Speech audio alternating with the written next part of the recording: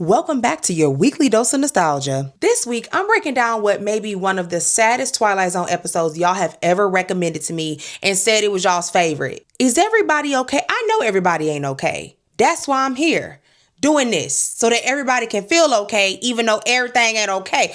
But are you okay? This is the episode. This is the hill you wanted to die on. This is season 3, episode 21 of the Twilight Zone.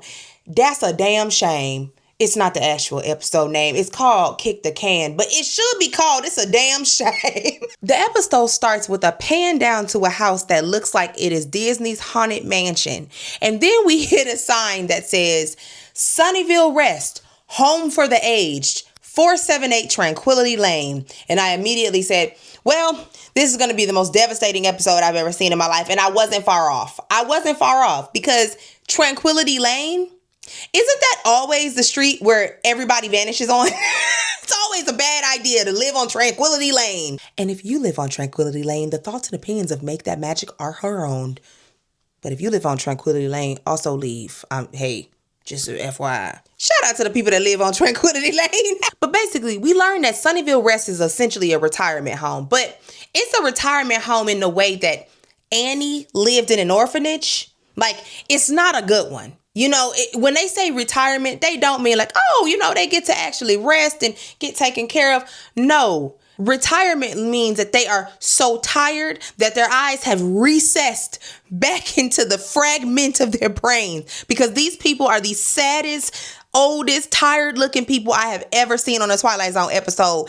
Even worse than the lady that didn't look different after the mask came off. They look worse than her. So for all intents and purposes, we are going to call this Miss Hannigan's retirement home. And everybody here, I'm going to call Annie's friends, because good Lord. So they start to walk through this retirement home, and you start to actually see how disturbing it is. There is a scene where one lady is just staring at a fireplace, but there's no fire. She's staring at a fireplace that has nothing in it. And they really set the tone for you to understand that these people have lived a life and then just stopped living. Like, it is pretty clear that that's what they want to establish to us. And I could not understand it at all, because, baby, one thing I know about retirement homes, they be lit in there. And by lit, you understand what I mean, honey. Then we pan to the stairs and we meet our main character, Charlie. Now, Charlie is exiting the staircase with a briefcase in one hand and a hat in another. And I said, praise the Lord, saints, somebody is leaving this place, because, my God, you either have to leave in a body bag or a body bag. There are no other options. So I was very happy to see someone leave walking. And then a nurse walked up and saw him. And she, instead of her addressing him and being like, where are you going? She just turns the other way. And I leaned in because I said, where is he going and why is she ignoring him? Charlie gets to the bottom of the stairs. He looks around the room at all of Annie's friends and he says, my son is coming to get me. And I said, okay, all right, friend. So it's confirmed he is leaving. But you know what's even crazier? When he says goodbye, they don't really say anything. They just kind of look and they're like, okay, whatever. The nurse even shrugs. One of his friends shrugs. He goes outside and he starts hugging people on the porch and he's like, I'm getting out of here. My son is going to let me live with them. And as I'm leaning in, I have to lean out because I said, all right, baby. Now everybody in here look like they are an oatmeal fragment away from not being able to swallow whole food. So please let this car actually show up outside. And lo and behold, a car rolls up. A very nice one at that. So I said, okay, his son got a little bit of coin, so that's why he's getting out of here. I also wanted to be known that Charlie dressed up for this, okay? Charlie put on his best 1960s suit. He put on a nice little hat. He was dressed up and ready to be greeted by his son. Mind you, the second he gets in the car, everybody gets off the porch and they're like, oh, he's actually leaving. Oh my goodness. And I'm obviously excited for him because I'm like, good, because nothing exciting was in there at all. As he gets in the car, the camera kind of pans up a little bit and you see over the car and there's a hill. On that hill, there are children that are playing and falling down it and all the things, which is ironic because you got all this youth over here across from Miss Hannigan's retirement home for Annie and children of the lesser youth. So the kids start playing in the street. The old folks are still looking on the porch as the car is driving away. And then, y'all, the car stops and pulls over to the side. And at first I was like, But then I leaned in because I said, uh-oh. Why is he pulling over so close to the house? What's going on? Why can't we keep rolling? And you know Annie's friends were leaned in as well. Literally. They were literally leaned in with me because I said, girl, what is going on? And they looked at me through the camera and was like, girl, we don't know either. I don't know why he stopped over there. That's crazy. At one point, this woman whose muffin cap is about to be peeled back blue if she combed this wig one more time. I ain't never seen a dry wig in my life, and I have been to the Spirit of Halloween in November. But she looks over at her friend. She kind of gets this look like, I guess he ain't going. And I was like, girl, you a hater. Give him 30 seconds. But I also was very nervous because they were sitting over there just a little bit too long for my liking. And now it's getting to the point where it's so awkward that everybody is starting to get up and just lean in like, girl, why are they not moving? Then it goes back into the car and we hear the son say, Dad, I did not say I would come and get you. I said that we can talk about it when we get there. So they were right. The whole time, the hating Annies were right. I mean, they were on that porch plotting on his downfall, and it actually worked. But here's my thing. You did all of this driving to then pull over and talk to him right in front of the retirement home. You couldn't take him to McDonald's. You couldn't take him to a restaurant or something. Y'all had this conversation. You had to put him in your car and drive over to the side of the road. That was crazy. And as if it couldn't get any worse, not only does he talk to him on the side of the road, that's it. They don't have any more visitation. The man don't get out the car. He doesn't go into the house to see if everything is okay with his dad. He kicks this man out on the side of the road. And the father waves to the car like he's Pocahontas and literally walks back up to the house where all of Annie's friends are just standing there like, dang, girl, that was it? That was the visit? Meanwhile, there are children across the street playing something called Kick the Can. Hence the name of the episode. Charlie puts his bag down and he walks up to the kids as they're playing this. And one of the kids kicks a can to him. But Charlie picks the can up and kind of starts to have this nostalgic feeling about a game that he used to play as a child. And seconds after his son has ditched him and he finds these kids playing a very important game to him in his childhood, he sits down near a tree and he is just sitting there looking so sad. And I wanted to stop watching this. One thing I do not like abuse of any kind, but specifically child abuse, elderly abuse, disabled. You're going to get a different person out of me if I see you doing any of those. Baby, I'm ready to go to whatever jail I need to go to if I see that. Then my Uncle Rob comes out the shadows, dressed to the 12s, mind you. Baby, get into this jacket, okay? This jacket is nothing to be fooled with. And in the middle of me standing, I have to listen. And he essentially says, this is a man that knows if he does not break into the Twilight Zone, he'll die in this reality. Well, ladies and gentlemen, it's much sadder than you think. So do not prepare for a happy ending. I'm just telling you this right now. Y'all's friends recommended this and said that this was their favorite episode. Of all the episodes we've done, the masks, the bad kid in the cornfield, the girl who was the mannequin, the guy who thought he was in heaven but was in hell, they picked this episode as their favorite. www.betterhelp.com, ladies and gentlemen, please. So the man goes back into the house and one of his best friends, Benny, also is in the room with him. And he's like, the kids were out there playing Kick the Can. They just look so happy. I just miss when I was young. And Benny is like, girl, I wish I can get some sleep. All them kids do is yell all day. And no matter how much we report them, the city does nothing. The bags on Benny's eyes could carry a Coke machine. Do you hear me? This is actually insane. I don't know if they did it on purpose to just make him look tired, but these bags, Trader Joe's strength. Do you hear me? I ain't never had a Trader Joe's bag break on me. You can put 17 cases of water in a Trader Joe's bag and she gonna just look up at you like, and then what? Mind you, in addition to Benny coming with some of the craziest bags I've ever seen, why did he tell this man, so your own son turned against you, huh? What? That is not what I came up here to talk about. Also, you ain't gonna make me feel better at all. And this is when Charlie says, well, he has a lot going on. They got a small house and a second baby on the way. So I don't even know why I thought that it would be okay for me to stay with them. And here's the thing. While I do understand him wanting to leave Upside Down Shady Pines, I don't think that it is the best idea for you to be in a shotgun house with two children, one a newborn. The second one on the way, as a wife, nah. The whole time they're having this very serious conversation, you just hear the kids outside, 45, 50, 50, could not care less that they are right across the street from a retirement home full of people who don't know what day it is. Like, it's devastating. Meanwhile, Benny is becoming the Grinch because he is just sitting there like, all this noise from these kids. And Charlie is like, we used to be these kids. What happened to us? And I'm thinking to myself, biology, baby. Hey, every day you get up, your body matures a little bit. Now, you have a choice of using sunscreen and hyaluronic acid to continue to keep, that plush skin that you have, but y'all didn't. So now here y'all are, looking like prunes, old berries, milk you left outside for 3 days, terrible skin. So he starts to say that playing as a kid is like a special summer ritual. It's almost like magic. And then he says, and you know what's interesting? The minute you stop playing, you get older. And I said, oh Lord, we're getting pathological. Yes, baby. The reason that you get old when you stop playing is because usually when you stop playing, you're older. But no, he genuinely believes that there is a connection between when you stop playing and getting older. And in a way, I do agree. And that's why I do this.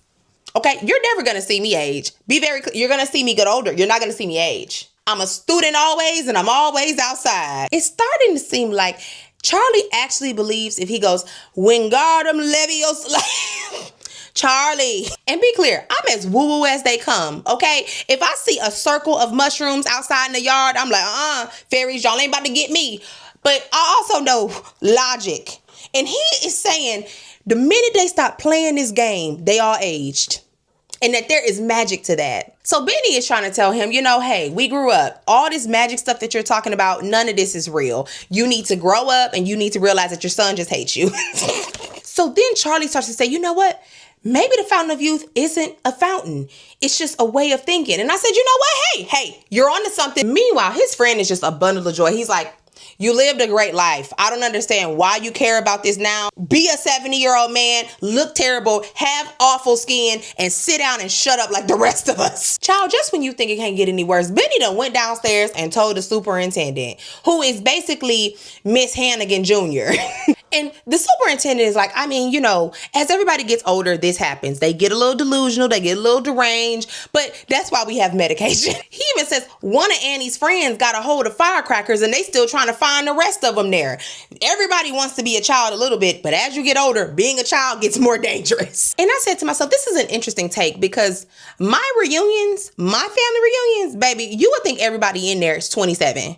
The way that they be in there, them folks be in there with canes dancing down, okay? Like receipts. Be clear. We ain't nobody to play with.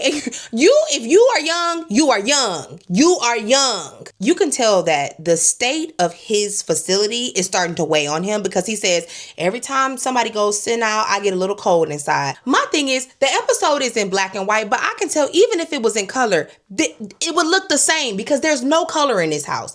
There wasn't a single piece of activity that I saw going on outside of people's brains trying to remember where they were. The only activity going on in there is brain activity.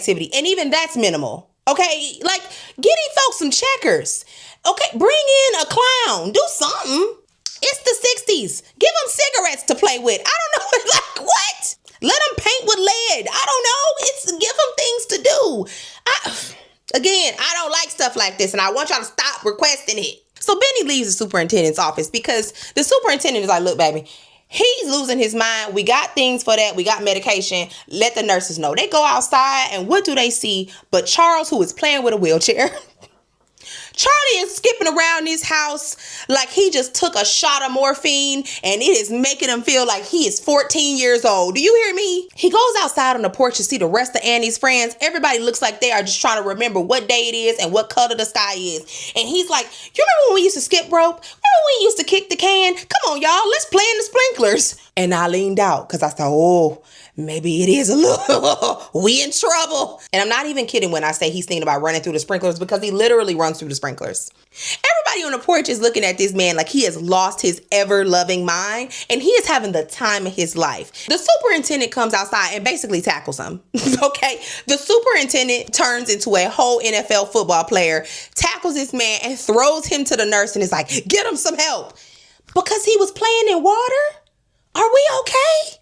Now, I also have to think rationally here, because if I was at a nursing home and saw a patient run outside and play in the water, I too would get on my phone. I can't be a hypocrite and say that I wouldn't do that, because I absolutely would. The real concern here was pneumonia. And I do understand that, because the second you get somebody wet over 70, okay, their lungs freak out. It's like their respiratory system feels anything less than like 89 degrees on their skin and just completely shuts down. I don't understand. Why they always cold? So unfortunately, because of that little situation, the superintendent has to put him in special observation in the morning. And Benny is like, well, that's it.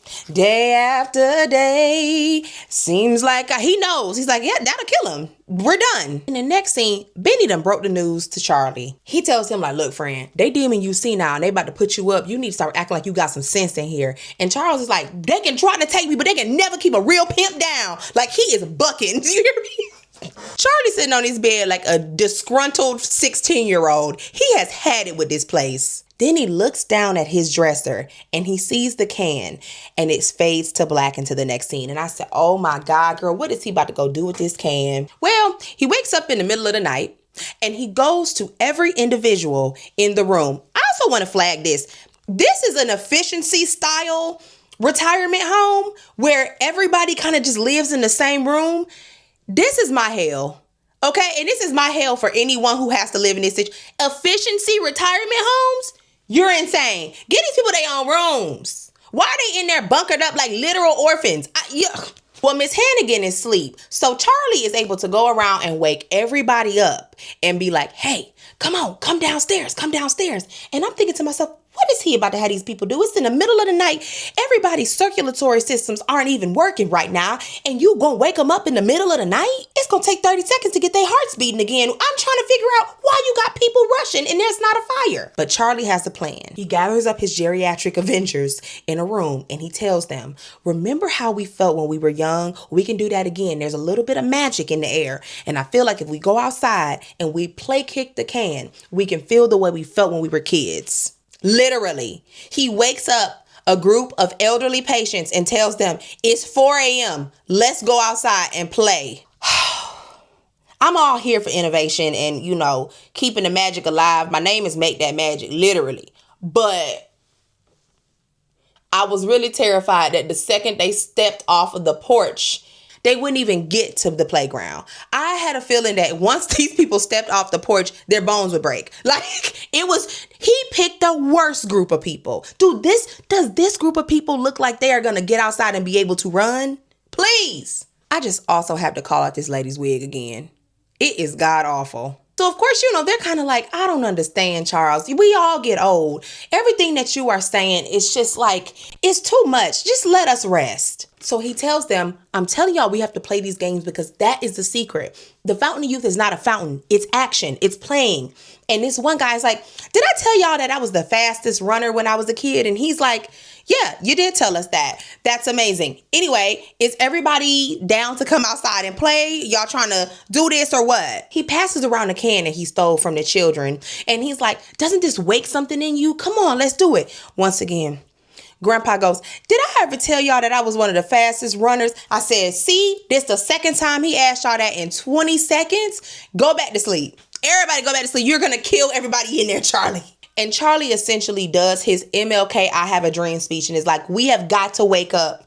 I cannot play kick the can alone and go back as a child alone. Y'all have to come with me. This is a mindset. You're going to die here if you don't try this. And for some reason, that wins them.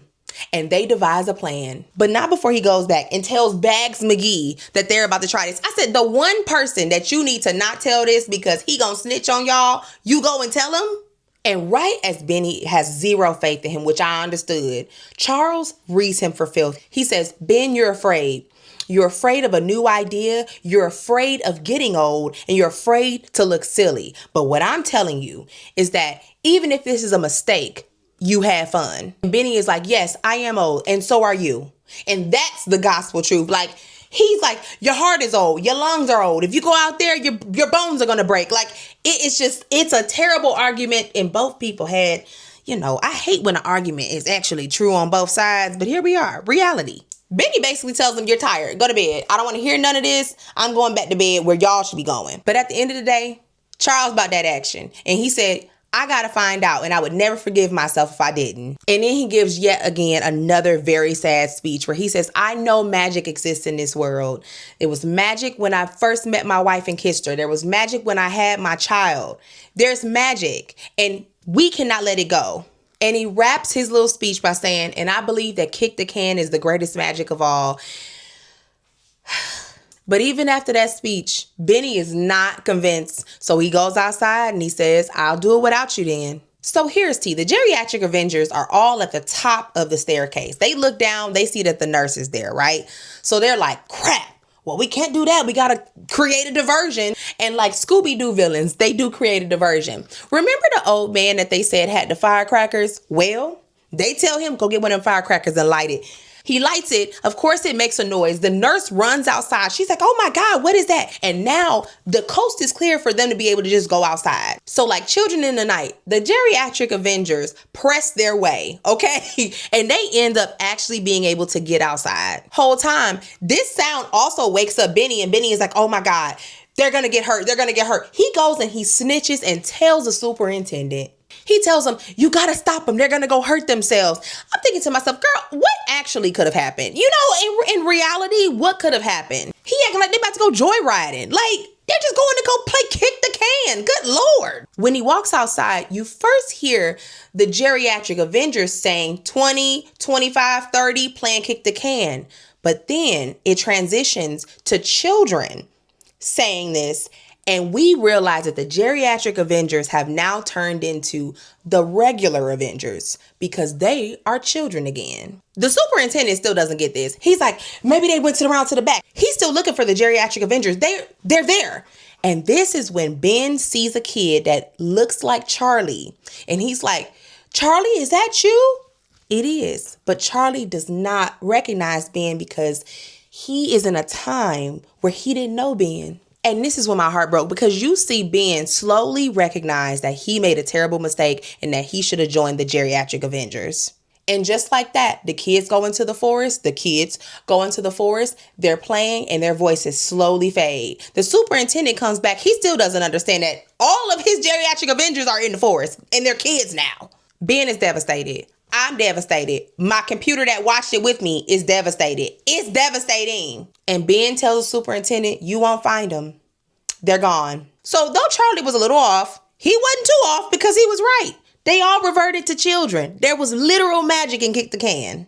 And now Ben has to go back with basically an empty house and know that he missed the last chance he had to live again. That is devastating. And I'm going to read the epilogue from Rob because I do believe that this is important. Uncle Rob wraps it up by saying, Sunnyvale rests, a dying place for ancient people who have forgotten the fragile magic of youth. A dying place for those who have forgotten that childhood, maturity, and old age are curiously intertwined and not separate. A dying place for those who have grown too stiff in their thinking to visit the Twilight Zone. And that is your weekly dose of nostalgia. But as Rod Serling's self-acclaimed Black play niece, I have to leave you with a word. So I'll leave you with this. At a time where it seems like the atrocities we are witnessing outweigh joy and love, you have to remember to find those moments of magic. Make That Magic is an account that I made to provide you with those moments of magic. It can all make you think that childhood wonder and magic are gone and that what we will experience will just be tragedy day after day. But what I work to do is make sure that when you swipe and you see Make That Magic, you get a little bit of hope. You get a little reminder that the magic is still here, but you got to do a little bit of work to activate it. Because even in the Twilight Zone, the first step to finding magic and joy is you standing up.